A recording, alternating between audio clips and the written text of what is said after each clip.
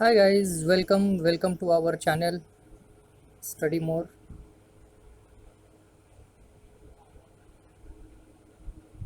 I am doctor Anil और मैं आपको पढ़ा रहा हूँ फिजियोलॉजी।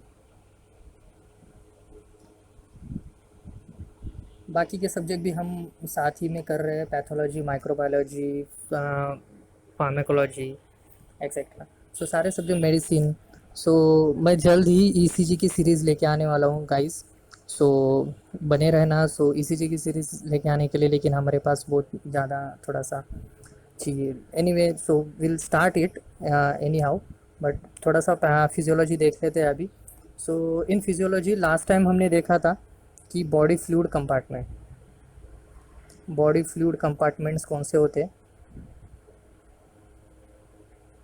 बॉडी फ्लूइड कंपार्टमेंट्स हमने देखा था, राइट।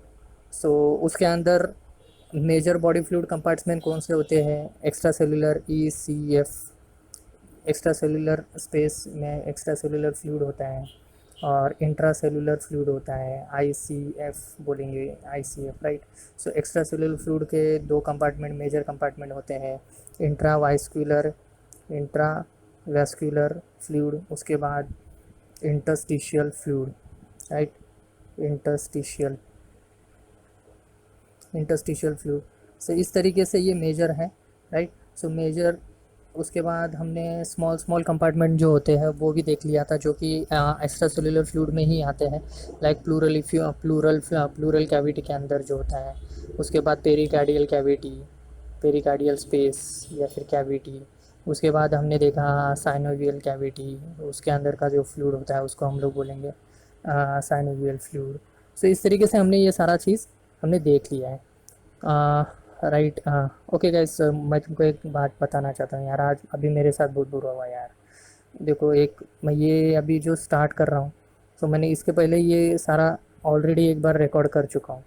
मीन्स ये मेरा सेकेंड टाइम है, यही यही देखो, द सेम थिंग मैंने सारा कुछ रिकॉर्ड कर लिया था। सेम ये चैप्टर जो मैं अभी तुमको पढ़ा रहा हूँ, राइट। सो ये सारा चीज़, लेकिन पहले का बस 2 मिनट का, 2 या 3 मिनट का ऑडियो रिकॉर्ड हुआ, उसके बाद ऑडियो रिकॉर्ड ही नहीं हुआ गाइस। सो बहुत मेहनत लग रही है गाइस। तो एनीवे, हम रुकेंगे तो नहीं। सो गया तो गया, फिर से रिकॉर्ड करेंगे। So don't stop.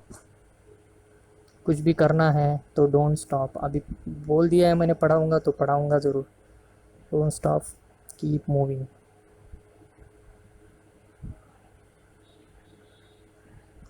Keep moving forward. So कठिनाइयाँ तो आती रहेगी गाइस। सो हमको बस उसको लेकर रह के कुछ मतलब नहीं है, हमको आगे बढ़ते रहना चाहिए। इसीलिए मैं एक मोटिवेशनल वीडियोस भी हफ्ते में 1-2 बार बना दूंगा। So do watch that also. हमें ये पूरे एक लॉन्ग जर्नी, जब एक लॉन्ग टर्म गोल अचीव करना होता है, तो लॉन्ग टर्म गोल अचीव करने के लिए मोटिवेशन बहुत ज़रूरी है गाइस।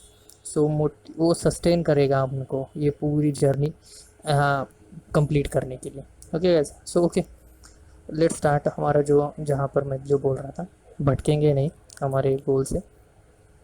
सो ये क्यों हम हमारा जो टॉपिक है वो फ्लूइड इनटेक और आउटपुट के ऊपर है।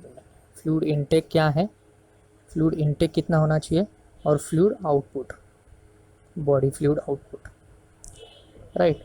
तो अभी एक क्वेश्चन है कि ये कैसा रहना चाहिए, ये इक्वल रहना चाहिए या अप्रोक्सीमेट रहना चाहिए या फिर कम रहना चाहिए, ज़्यादा रहना चाहिए, वट एवर। सो ये कैसा रहना चाहिए गाइज, राइट। सो ये आइडियली इक्वल रहना चाहिए। Okay, so ideally this should be the equal. क्यों?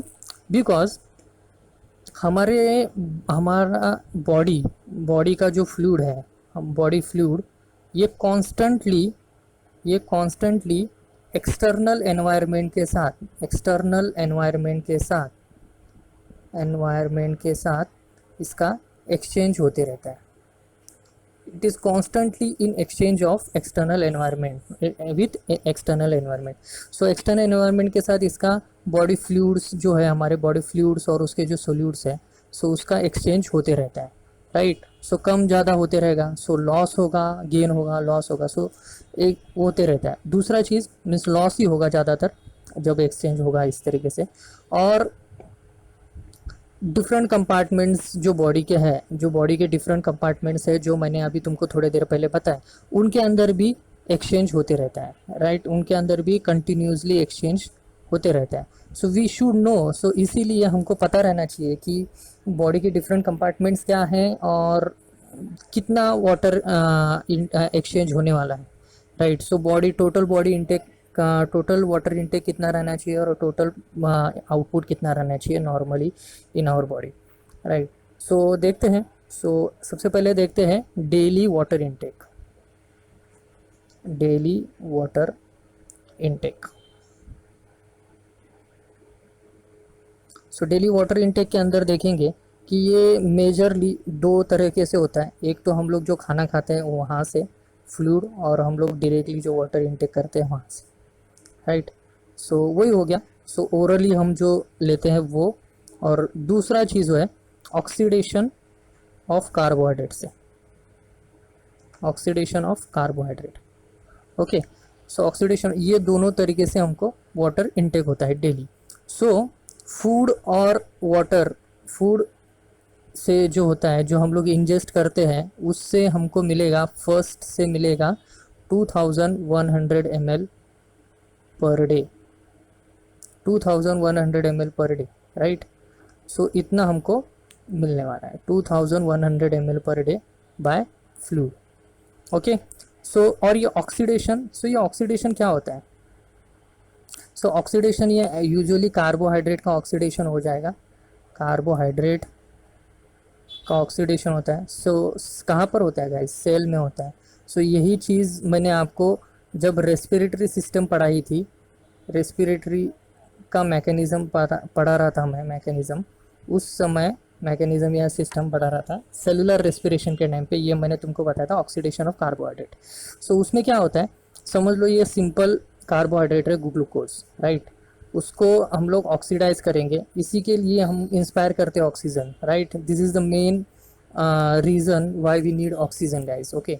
सो इसको ब्रेक डाउन करेंगे with addition of oxygen, so इसको ऑक्सीडेशन ऑफ ग्लूकोज बोलेंगे या फिर कार्बोहाइड्रेट बोलेंगे। सो इससे प्रोडक्ट क्या बनेगा? कार्बन डाइऑक्साइड और वाटर, और बाय प्रोडक्ट क्या रहेगा इसका? ATP. So this ATP is needed for our other functions. So इसके अंदर जो ये वाटर बनता है, ये जो वाटर बनता है, this is what is included in our daily water intake. So ये अराउंड कितना बनता है? ये डेली अराउंड 200 ml बन जाता है, 200 ml पर डे बनेगा। Okay guys. So how much, कितना होगा? 200 ml पर डे। सो अब मैं ये कह सकता हूँ कि डेली वाटर इनटेक कितना हो गया हमारा? Daily water intake on an average, daily water, shit, अरे यार,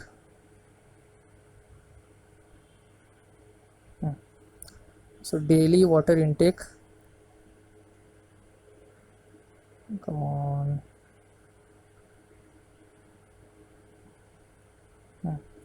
डेली वाटर इनटेक कितना होगा? Water intake 2100 ml what we ingest, okay, plus this 200 ml from metabolism, total 2300 ml per day, okay guys. So यहाँ तक समझ में आया। अब हम जाते हैं आगे। अब ये जो 2300 ml है, ये वेरिएबल होता है guys, right. It depends on some factor, what are all they? Physical activity, physical activity के ऊपर डिपेंड रहेगा, right. Second, it will depend on the habitat और habits, okay. Then it depends on the climate, right. So आप, I hope ये सब आप relate कर पा रहे होंगे। सो आगे जाते हैं। सो अब हम देखेंगे कि वाटर लॉस। अब वाटर इनटेक देख लिया हम लोग, राइट। अब हम देखेंगे water loss. So water loss body का टोटल 24 आवर में कौन कैसे होता है वो देखेंगे। इसके पीछे का मैकेनिज्म भी देखेंगे हम लोग कि किस तरीके से ये सब होने वाला है। Okay, so let's start then. So daily water loss is daily loss of body water, loss of body water. So ये इसमें सबसे पहले है इनसेंसिबल वाटर लॉस। बस एक याद रखना, बस मैं बताऊंगा इसको इनसेंसिबल क्यों बोलते हैं वगैरह ये सब। सो हमारे बॉडी से वाटर किस किस रूट से वाटर लॉस होता है गाइस? 5, राइट। एक तो है स्किन,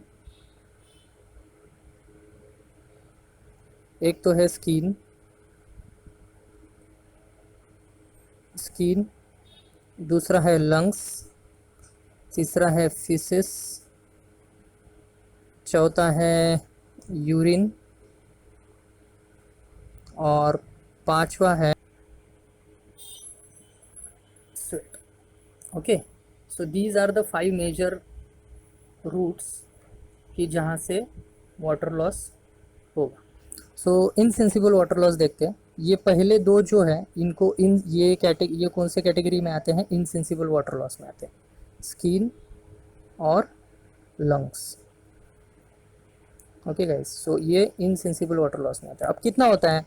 सो स्किन के थ्रू जो वाटर लॉस होता है वो अराउंड 300 से 400 ml per day on an average होता है, एवरेज वाटर लॉस, राइट। इतना होगा स्किन के through. Same is true for the lungs also. Lungs के थ्रू भी 300 से 400 ml per day on an average water loss होगा। अब हम देखते हैं कि इसे इनसेंसिबल क्यों बोलते हैं, और दूसरा चीज़ कि इसे ये होता कैसे। सबसे पहले स्किन का देख लेते हैं। सो स्किन का जो वाटर लॉस होता है वो बाय डिफ्यूजन होता है,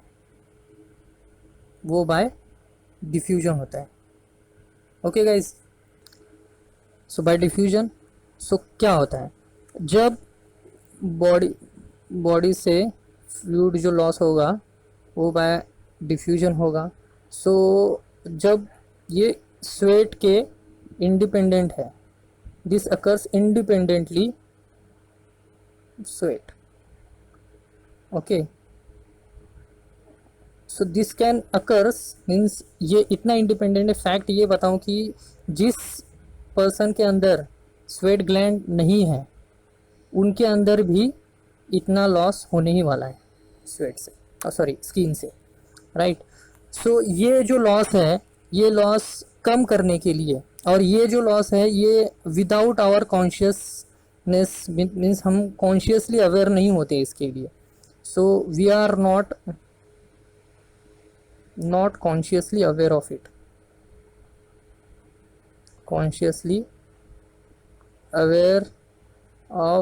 इट, हम इसे कॉन्शियसली अवेयर नहीं होते और ये होते रहता है, सो हमको पता भी नहीं चलता।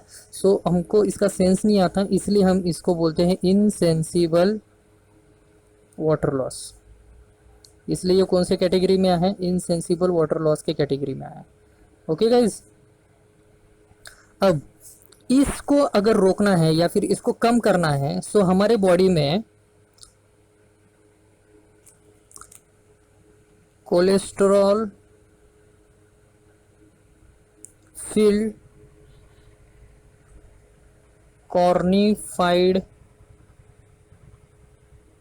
लेयर होता है, ये हमारे स्किन में होता है। This is skin layer, okay. So हमारे स्किन में इस तरीके का लेयर होता है जिसको हम बोलते हैं cholesterol field cornified layer. So what it do, ये एक बैरियर के जैसे एक्ट करता है। क्या करता है? ये बैरियर के तरह एक्ट करेगा। So this act as a barrier,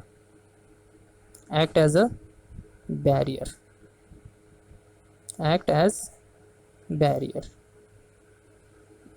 okay, barrier मतलब क्या, कोई तो जो भी किसी को आने से अड़थड़ा, जो अड़थड़ा या फिर रुकावट पैदा करे उसे बैरियर बोलते हैं, राइट। जो भी रुकावट पैदा, सो ये वाटर लॉस होने नहीं देगा। सो दिस विल ट्रैप और this will not this will act against this act as a barrier against excessive loss by diffusion, means ये ज़्यादा डिफ्यूजन से वाटर लॉस होने नहीं देगा। सो ये उसके अगेंस्ट एक्ट करेगा, राइट। लेकिन जब ये काम नहीं करेगा या फिर when this layer gets off, when this layer gets denuded or when this layer burn out. So for example, in patient of burn, okay, so what happens in burns, in burn patient these layer get burn out, okay। so this, so capacity, जो हमारी capacity होती है body की या फिर इस layer के वजह से, सो वो वाटर का जो डिफ्यूजन से जो लॉस होता है वो ट्रैप नहीं कर पाता या फिर वो डिक्रीज़ नहीं कर पाता या फिर उसको रोक नहीं पाता, राइट, उसको रोक नहीं पाता। सो समझ में आ रहा है ये सब, ओके गाइस। सो आगे देखते हैं कि क्या होगा अगर ये वाटर का लॉस कम नहीं हुआ। सो व्हाट विल हैपन, अगर वाटर लॉस, अगर ये बर्न में चला गया, बर्न हुआ पेशेंट को और बर्न के कारण दिस कोलेस्ट्रॉल लेयर जो है, कॉर्निफाइड लेयर है, वो बर्न आउट हो जाएगा और उसके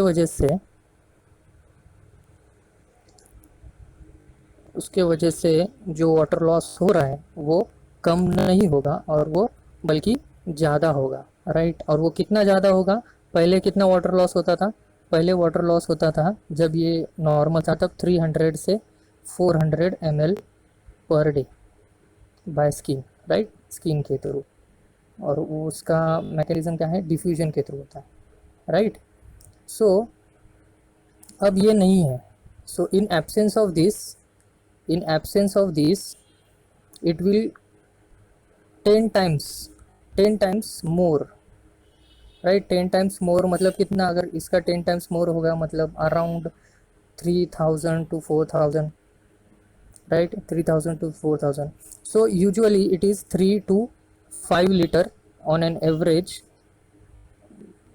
वाटर लॉस होगा daily by this route, okay, daily.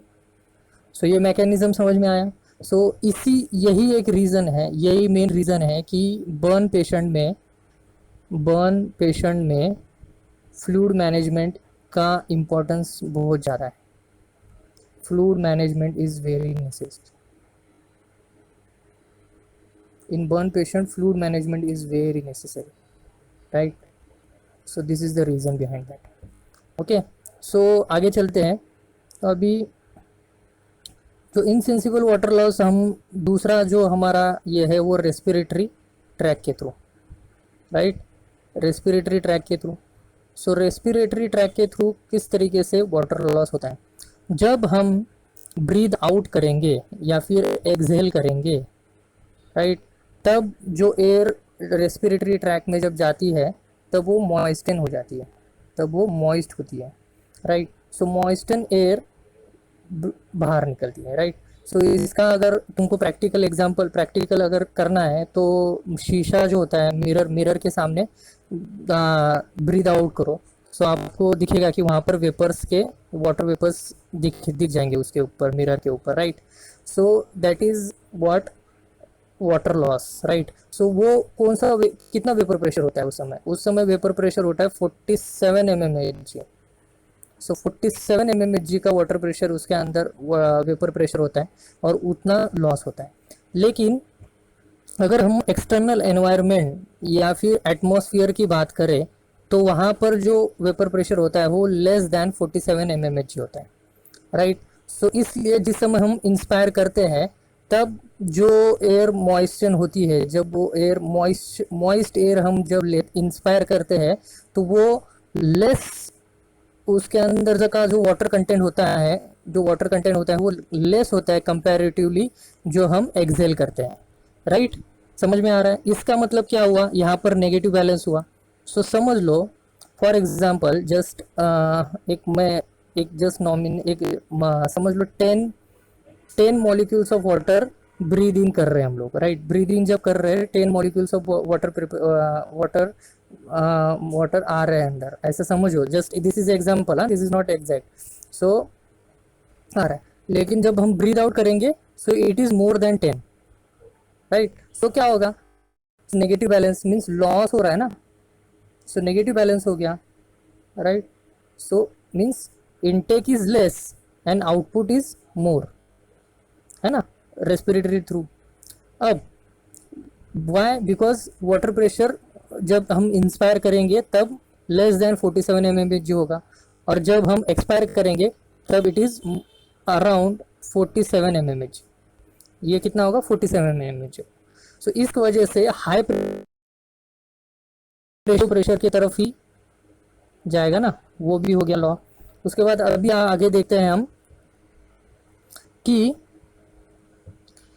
Winter season में क्या होगा। आपने सबने देखा होगा विंटर सीजन या फिर कोल्ड जब होता है, राइट, जब स्नो वगैरह आता है, ये स्विट्ज़रलैंड और ये सब हिमालय वगैरह, उस कश्मीर वश्मीर में, तब उस समय हर एक पेशेंट या फिर हर एक पर्सन ड्राई माउथ होता है उनका, ड्राई माउथ या फिर ड्राई थ्रोट हो जाता है, राइट। या फिर वो उनका रेस्पिरेटरी ट्रैक पूरा ड्राई होता है, राइट। वाई, बिकॉज उस समय जो वाटर लॉस होता है इस रूट के थ्रू वो बहुत ज़्यादा होता है, that is very high, this is very high. अब इसका रीज़न क्या है, इसका रीज़न ये है, जिस तरीके से मैंने तुमको ये बताया था कि एटमॉस्फेरिक प्रेशर लेस देन 47 होता है in normal days, but in cold और इन विंटर और जिस समय टेम्परेचर और कम होगा उस समय वो ज़ीरो हो जाएगा। सो द मॉइस्चर और the vapour pressure is zero. इसके वजह से वाटर लॉस इज बहुत ज़्यादा हो गया, और भी ज़्यादा हो गया water loss, right. So this explains why there is a dry feeling in the respiratory passage in cold weather. Okay guys, so thank you guys, आज इतना ही, थैंक यू। अगर आपने शेयर सब्सक्राइब नहीं किया होगा तो डू लाइक शेयर सब्सक्राइब, और आपके कलीग्स या फिर जो भी स्टूडेंट है, जो भी मेडिकल स्टूडेंट है जो 11 और 12 का नीट का भी प्रिपरेशन कर रहा है, उनके लिए भी, उनके भी सिलेबस में ये है। सो डू उनके तरफ ये शेयर कर दो। ओके गाइज, सो हम नेक्स्ट इसमें देखेंगे, नेक्स्ट पार्ट में देखेंगे स्वेट के थ्रू, फीसेस के थ्रू और यूरिन के थ्रू वाटर लॉस कितना होता है, वाटर लॉस कितना है, ये हम नेक्स्ट टाइम पे देखेंगे और फिर बाद में समराइज कर देंगे ये लेक्चर को। Okay guys, so thank you, do like share subscribe and take care, stay home, stay healthy.